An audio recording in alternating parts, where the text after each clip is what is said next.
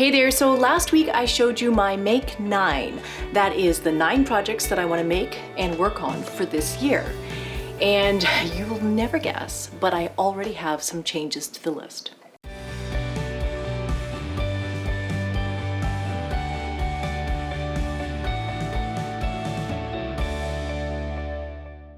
Hi there, I'm Felicia from SweetGeorgia and this is Taking Back Friday.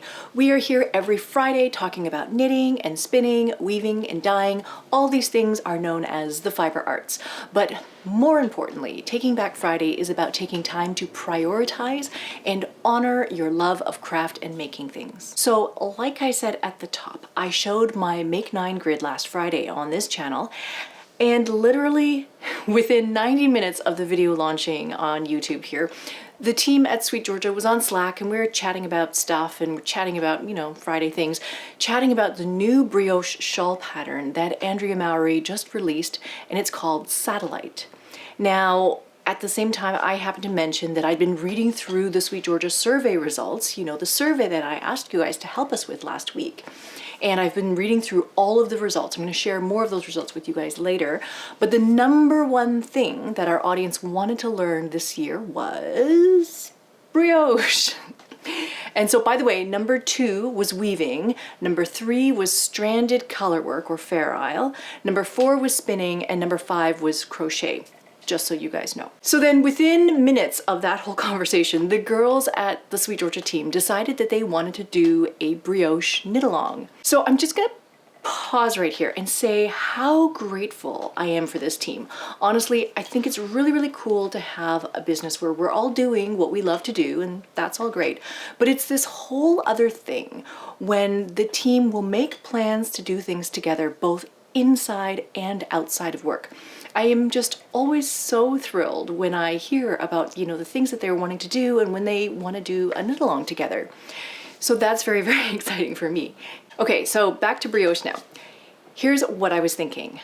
A while back, I made one video about brioche, mainly because I had trouble learning brioche, and then I had an aha moment where I feel like I figured out how it worked, and so I wanted to share that with everyone. So now, to give you a little bit of background, the piece that I did my brioche video demonstration on was supposed to be the Camella hat by Katrin Schubert. And then after I filmed the video, I abandoned the project. In fact, I just tried to find it here and I either frogged it or I tossed it.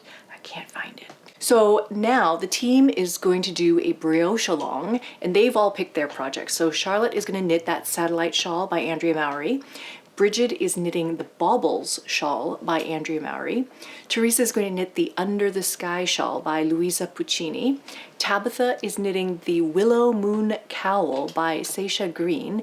And for myself, I'm going to knit that Camella hat. So I was thinking I was going to knit baubles like Bridget because I'm really interested in the swirly brioche part. Not so much the straightforward brioche because I figured that out, but like the swirly brioche.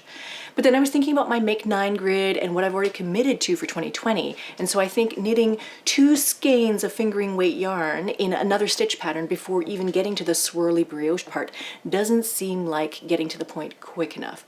And so it seems like knitting Katrin's hat will allow me to jump into that swirly part sooner than later.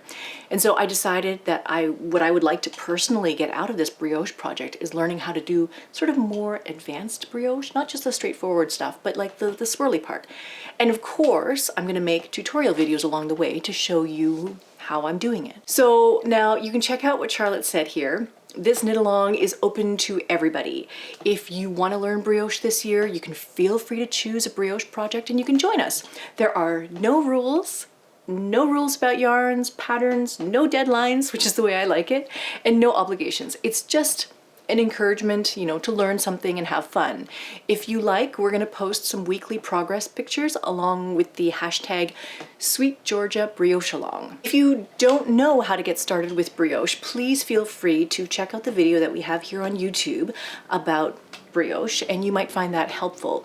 We'll also be posting some color palettes and some ideas throughout the coming weeks on our social media, so you can follow us on Instagram at SweetGeorgia. Now, if brioche is not your thing and you have no interest in brioche, we did launch one new thing this past week that I cannot forget to mention. And that is the new party packs that we just released. So what's a party pack?